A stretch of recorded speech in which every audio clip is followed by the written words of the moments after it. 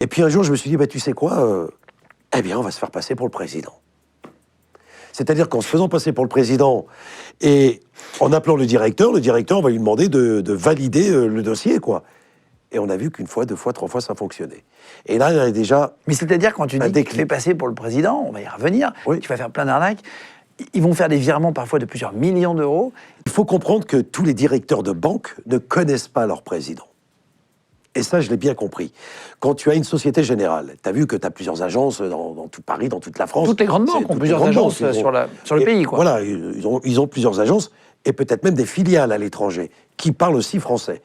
Et évidemment que ces petits directeurs de banque ne connaissent pas leur président, ne connaissent pas la voix de leur président. Et donc, je me suis aperçu que lorsque je me faisais passer pour un président, oui, bonjour, monsieur le président.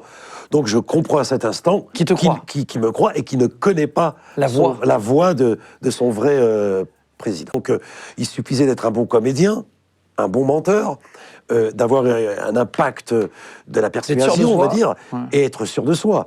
Et là, je pense que ça le faisait, quoi.